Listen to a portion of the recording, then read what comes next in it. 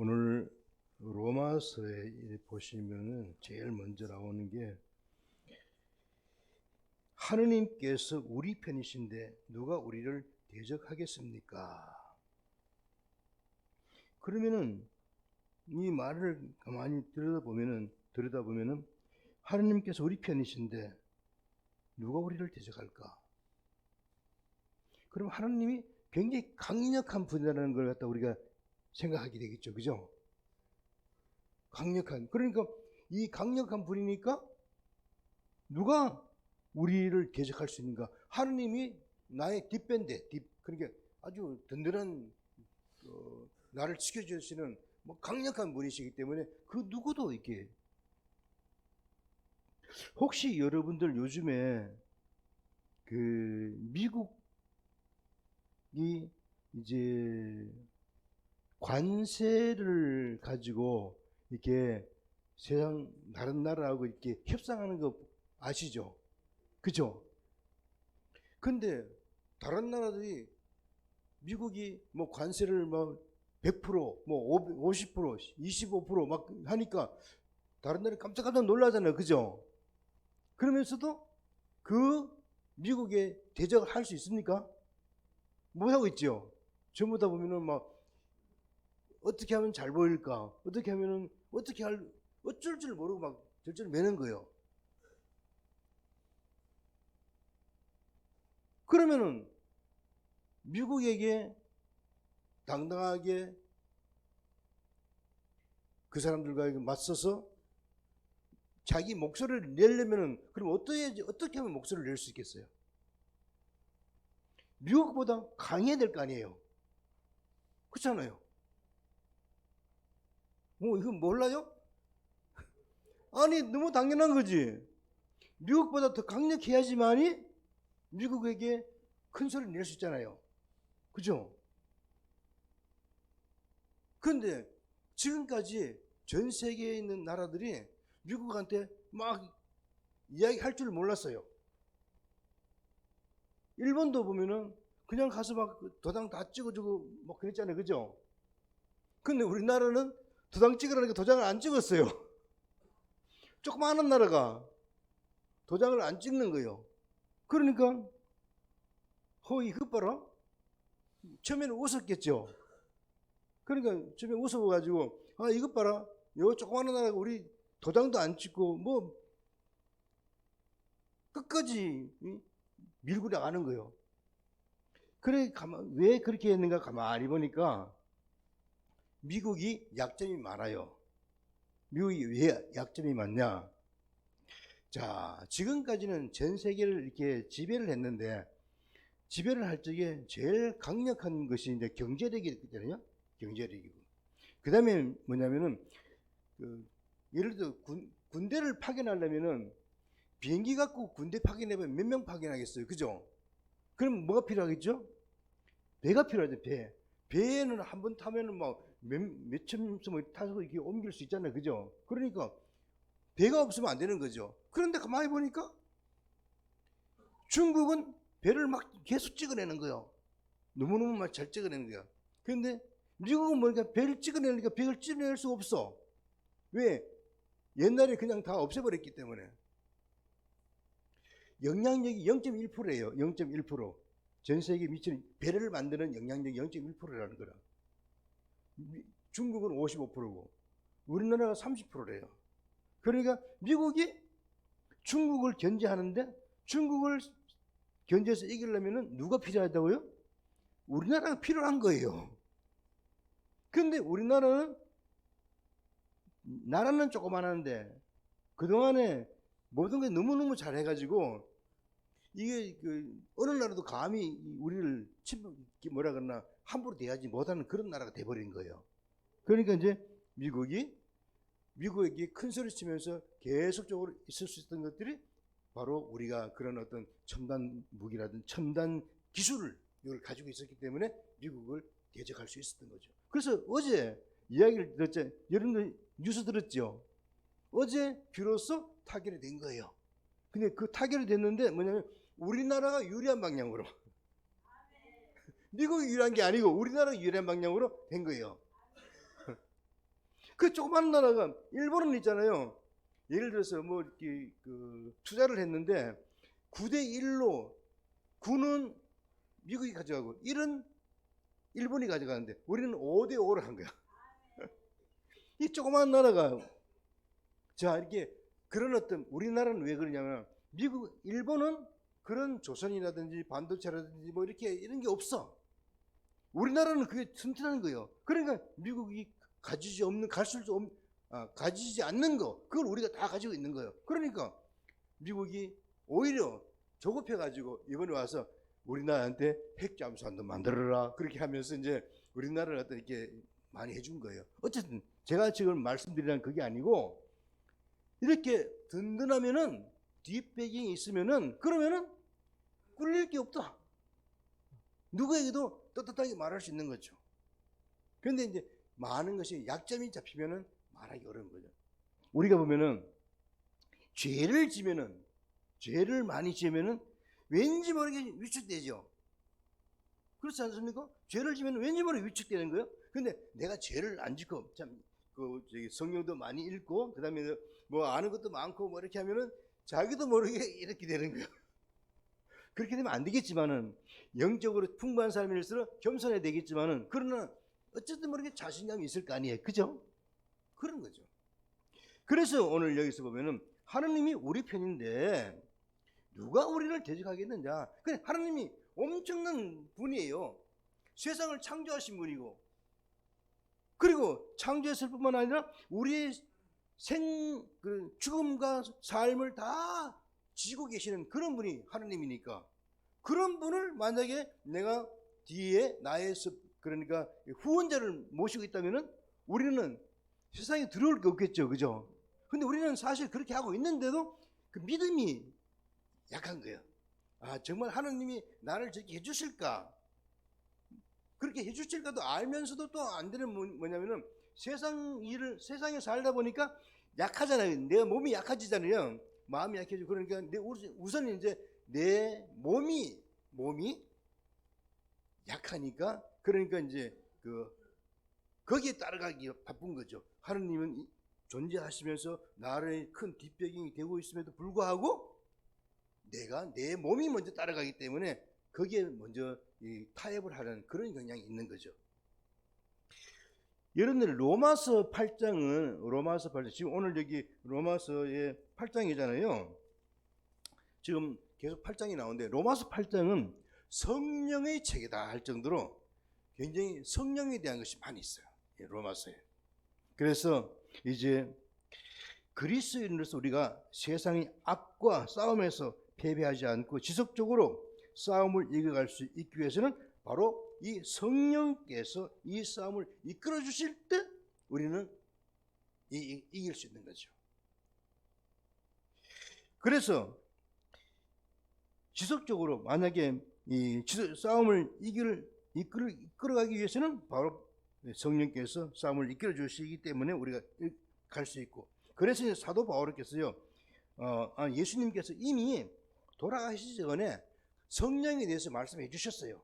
뭐냐면은 내가 가면은 그분을 너희에게 보내겠다. 성령을 보내주겠다. 보호자께서 오시면 죄와 의로움과 심판에 관한 세상의 그릇된 생각을 밝혀주시겠다. 그렇게 하신 거죠.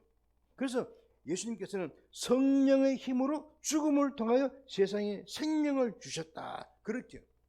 성령이 강력한 우리의 후원자가 되는 거예요. 그러니까 성령과 함께 할 때는 그 누구도 대적할 수가 없게 되는 거죠.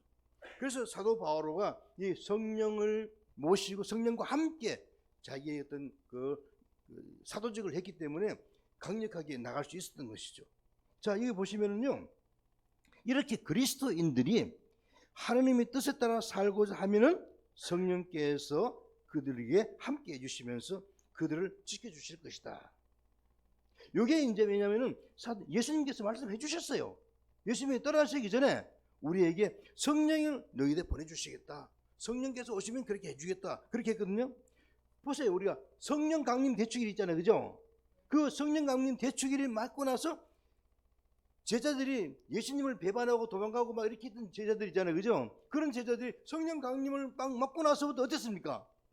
막 나가서 막 이 사람들한테 복음을 선포하고 그랬잖아요. 그죠? 그러다가 이제 부잡에 들어가잖아요. 부잡에 들어갔는데 거기서 매를 맞고 그랬단 말이에요. 매를 맞았는데도 또 뭐라 그러냐면 이제 나 예수님 때문에 매를 맞았으니까 난 너무 좋다. 매를 맞았는데 좋아하는 거예요. 그 당시에 사람들이. 그러니까 제자들은 성령의 힘에 입어서 수석 사제들의 그 압박에도 굴하지 않고 예수님께서 메시아이며 세상의 구원을 위해 죄를 파면시켜 주셨다고 선포를 하는 거죠. 그래서 이제 제자들이 그 예수님을 믿고 이제 세례를 받음으로써 구원될 수 있다고 이제 이야기하는 거예요. 그래서 이 힘이 얼마나 강력했으면은 그 제자들이 말하는 것이 얼마나 힘이 있고 강력했으면요, 거기에 있는 3,000명 되는 사람들이 다 세례를 받은 거예요. 여러분들 생각해 보십시오. 그냥 사람들 모인 데 가가지고, 만약에 제가 가서 사람들 모인 데 가가지고, 야, 여러분들 뭐 이렇게 오늘 여러분들 이렇게 내 강론 듣고 그러면은 여러분들 구원 받을 겁니다. 그러면은 사람들이 뭐라고 할까요? 에이그 이렇게 할까요? 돌멩이보다도 돌멩이 던지면 그 사람 폭력죄를 가니까. 그래, 원장님은 폭력 전과가 있어요? 그렇다니까. 그러니까 그걸 안 하고 손가락질 할 거 아니에요, 그죠? 그런다고요. 그러니까 그런데 보십시오. 3,000명이나 되는 사람이 그 말씀을 듣고 나서 다 회개해가지고 세례를 받은 거예요. 그러니까 이 제자들이 원래는 열정 무시했잖아요. 뭐 했습니까? 제자들이 어부기도 하고 혁명당원도 하고 세리도 있고 뭐 이렇게 아주 인생의 밑바닥에서 이렇게 했던 그런 사람들이 오순절에 성령을 받고 나서 완전히 달라진 거예요. 그러면서 세상 사람들한테 말씀을 가서 선포하니까 사람들이 3,000명이나 되는 사람들이 한꺼번에 세례를 받는 거죠. 놀라운 일 아닙니까? 그런데 그뿐만 아니에요. 사도 바울은 어땠습니까? 자, 거기에서 사도 바울은 나중에 일어나는 거예요.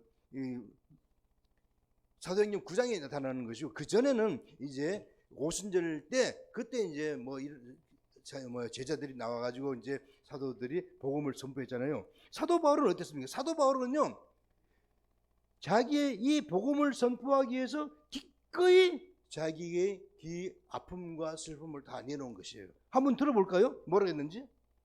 여러분들 잘 아시는 거예요.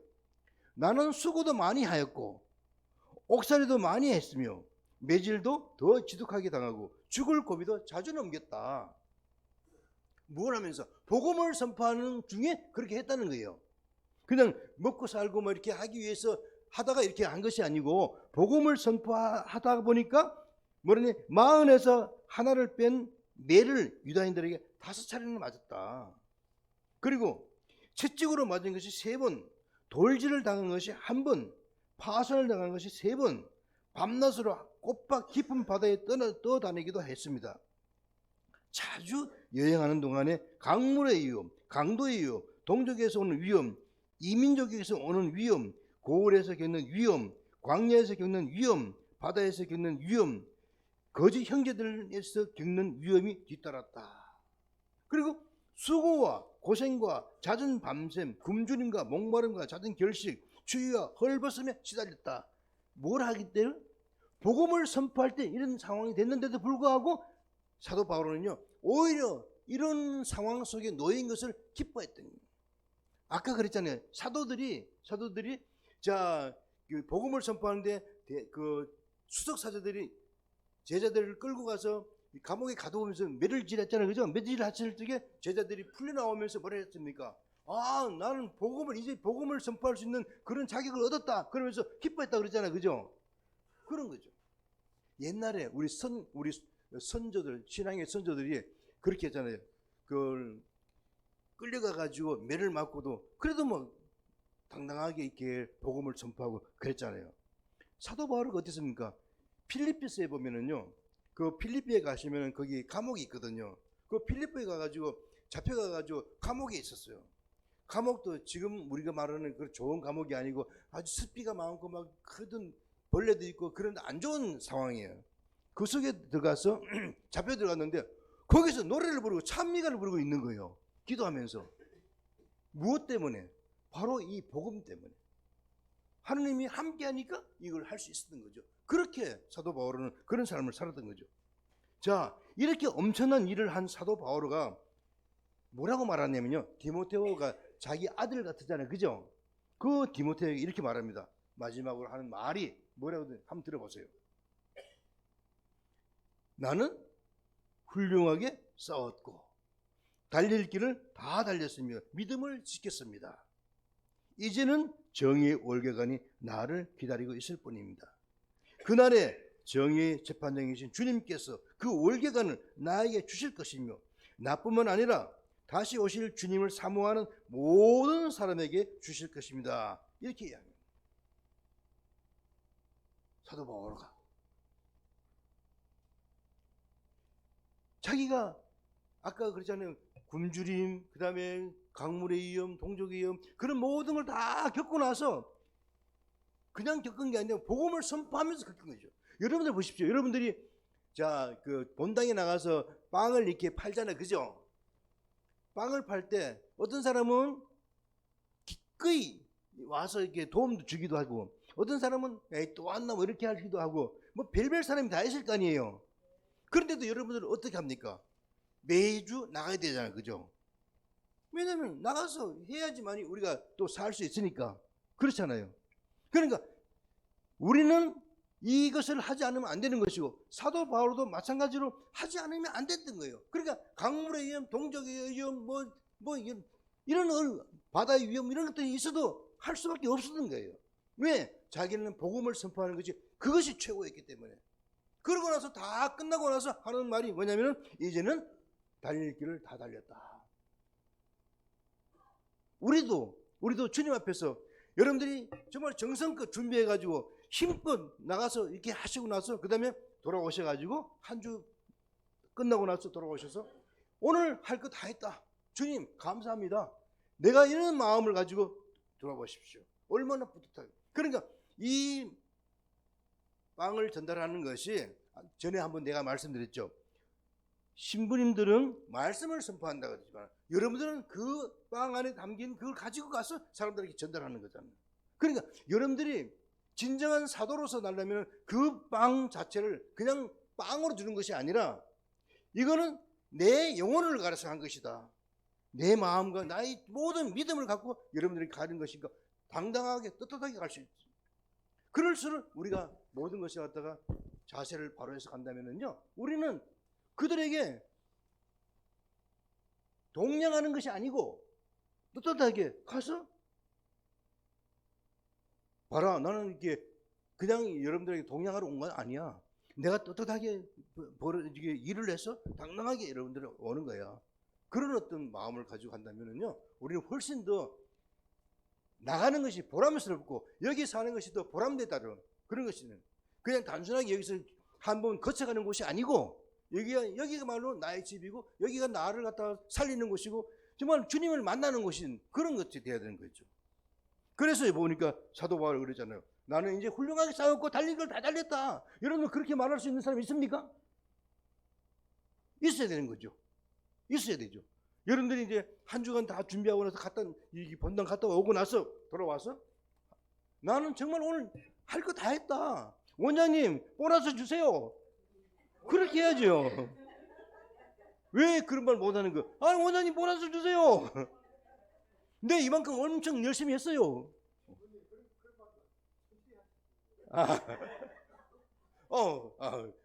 여러분 그만큼은 사명을 가지고 살아야 되는 거예요. 그러니까 사명을 가지고 내가 있잖아요. 어느 곳에 살더라도 나의 이 위치에서 내가 사는 이곳이 정말 꽃자리다, 꽃자리. 이것이 꽃자리라는 생각을 하고 살면은 이것이 꽃자리가 되는 거예요. 꽃자리. 예? 그러니까 이것은 내가 맨날 그 불평하고 이런 것이 된다 그러면은 그 불평하는 것이 되는 거예요. 사도 바울은 그렇지 않았잖아요. 자기가 가는 것에 대해서 정말 확실하게 가는 거죠. 왜? 자, 사도 바울의 사도적 삶에 우리 삶의 질곡의 시간을 돌아보면 어떤가? 질곡의 시간, 굉장히 힘들고 고통스러운 이런 시간을 한번 돌아보자는 거죠. 물론 어떤 분들은 하나님과 없이도 나름대로 열심히 사는 사람이 있어요. 하나님 관계없이. 그런 사람들은 익명의 그리스도예요. 익명의 그리스도. 자, 또 어떤 분들은 하나님을 알고 나서부터 완전히 새로운 삶을 살면서 누구에게도 뒤지지 않는 신앙생활을 하고 있는 사람이 있죠. 우리 그렇잖아요, 그죠? 이제 옛날에는 하나님 몰랐을 때는 그런 여러 가지 삶을 생각을 할 수 있지만, 이제는 하나님을 알고 나서부터는 완전히 삶이 바뀌는 게 있죠. 또 어떤 분들은 어느 순간에 아픔의 순간이 뛰쳐나와 나와 주위를 힘들게 하고 하지요. 그래도 하나님의 자녀로서 자신을 돌아보면 회심의 눈물을 흘리잖아요. 나도 그래요.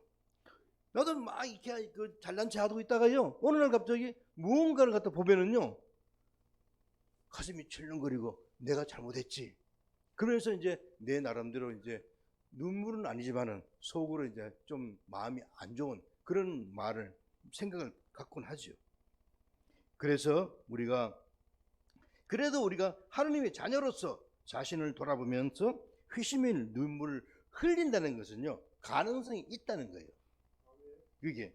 그래서 저는 어떤 사람들과 같이 고통과 슬픔의 시간을 보내고 있지는 않지만, 그래도 힘든 시간도 나 나름대로 있었어요.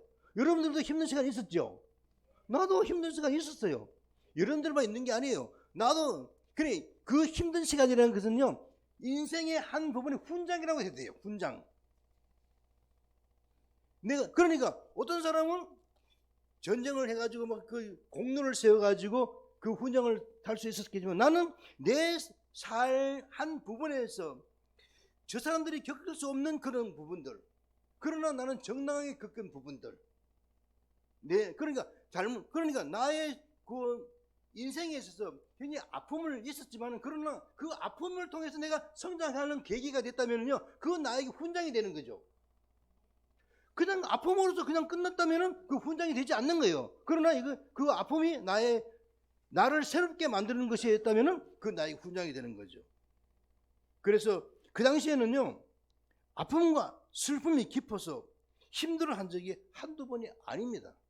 여러분들도 그랬을 것 같아요. 그죠? 그러나 이제 세월이 지나서 과거를 돌아보니까 이 모든 순간들이 뭐라고요? 하나님의 은총이었다는 것을 깨닫게 되는 거예요. 진정으로 돌아보면. 그래서 비록 과거에 내가 아프고 슬펐을 때 하나님에 대해 좋지 않은 생각도 했지만, 이제는 아닙니다. 이제는 감히 말씀을 드릴 수 있는 것은 하나님께서 우리 편이신데 누가 감히 우리를 대적할 수 있습니까? 라고 이렇게 말할 수 있게 되는 거죠. 지금이 와서는. 몰라, 마리오 어디 있어? 마리오는 아직까지 모를 거야 아마. 아직까지 좀 더 살아봐야 돼. 마리오 지금 몇 살이지? 그봐, 아직까지 나의 배를 더 살아야 돼. 그러니까 어떻게? 아직 젊음이 창창하잖아. 네? 젊음이 창창하니까 지금 이 시간을 그냥 어떻게 내가 나름대로 어떤 생각을 가지고 살아가는 거야, 이게. 그래서 저는 무엇보다도 지금 세상에 있는 사람들은요, 건강이나 돈이나 아니면은 뒷배경 이런 사람들 권력이나 이런 걸 가지고 있잖아요. 그 뒷배경이라 그러잖아요. 그죠? 그쵸? 우리는 그게 아니죠. 저는, 여러분들은 모르겠는데, 저는 하느님이 나의 뒷배경이에요. 그렇기 때문에, 하느님 뒷배경이기 때문에 나는요, 두렵지 않아요. 마리오한테 두렵지 않아요, 나는. 이게 우리가 살아가는 방법인 것 같아요. 어떤 그 조건들이 아무리 그러니까 나를 돌아보니까요, 옛날보다요 조건이 너무 좋아요.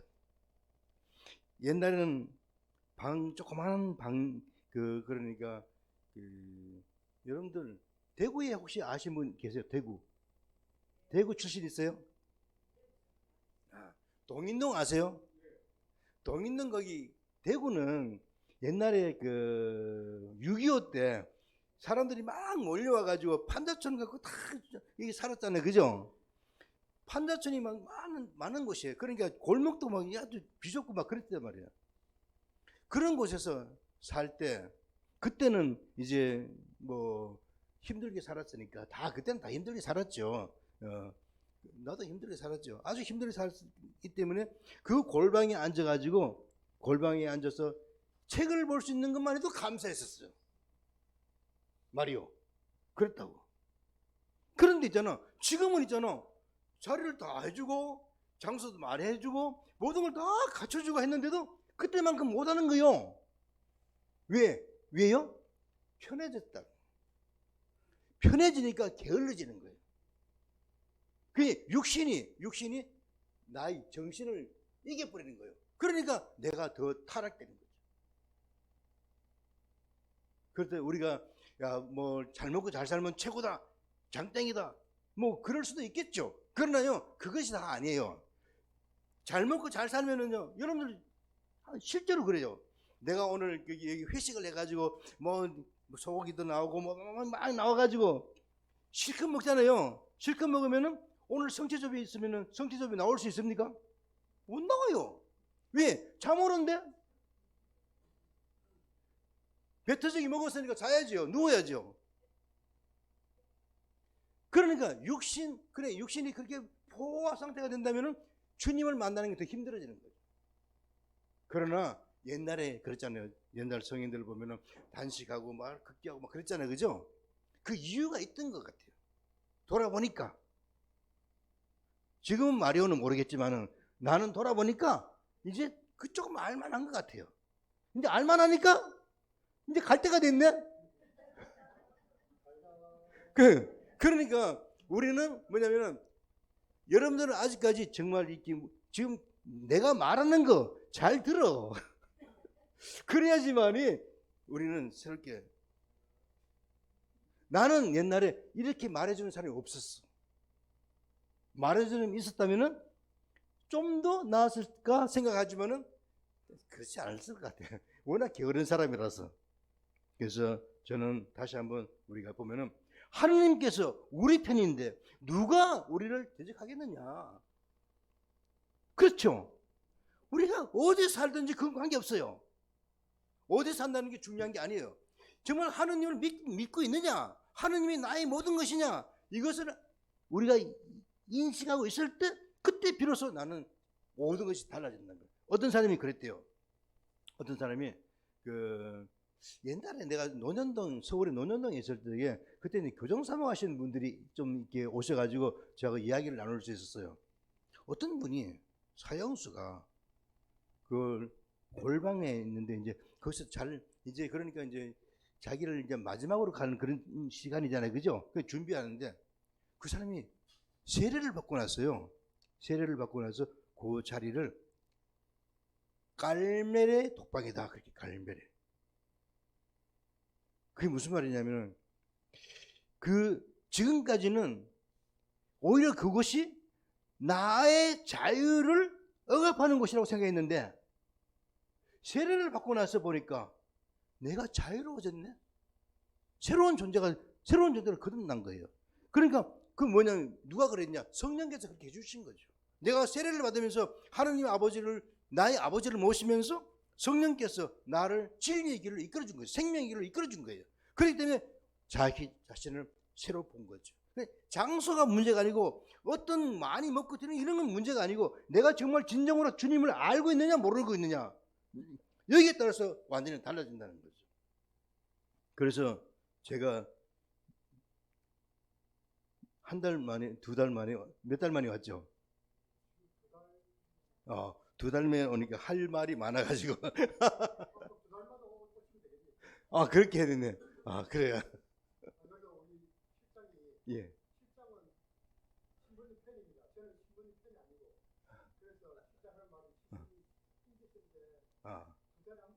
너무 감사해요. 아니, 나는 원장님이 악덕업주예요. 어쨌든 우리가 오늘 다시 한번 그 사도 바울의 로마서를 보면서 이 로마서는 성령께서 아까 성령의 책이라 그랬잖아요, 그죠? 아주 풍부한 책이에요. 그래서 우리가 다시 한번 마음을 가다듬어 가지고 우리 삶을 한번 돌아봅시다. 돌아보면서 우리가 어떻게 살 것인가. 비단 이런 많은 어렵지만은 그러나 어려운 곳에서 피는 들꽃이 더 어떨 때는요 향기가 진해요. 온실에서 피는 꽃들은요 보면은요 비실비실거려요. 근데 내가 오늘 그걸 하기 위해서 무화과를 가져오려고 그러다가요 무화과가 저기 좀 높은 데 있어가지고 못 다가왔는데 수도원에 있는 대구 수도원에 무화과나무 한 그루 있거든요. 그게 그렇게 맛있어요. 그래서 거기 오는 사람들이요 그렇게 좋아해요. 안 됩니다. 이거 와서 몰래 가져가려고. 안 됩니다.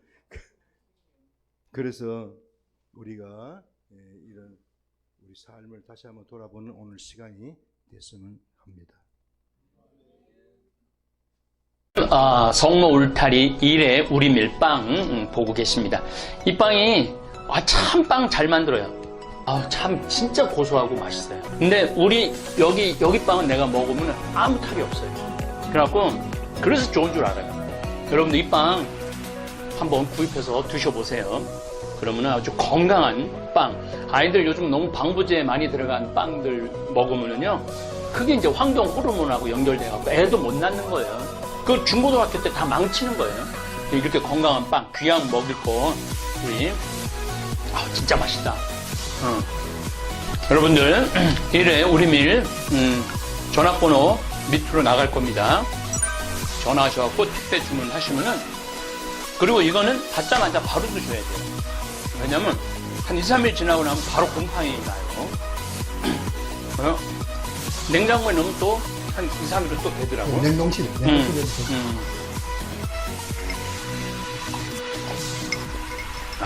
진짜 맛있네. 여러분들 양산 성모 울타리 1회 우리밀 하느님께서 마련해 주신다 그런 뜻이죠? 예.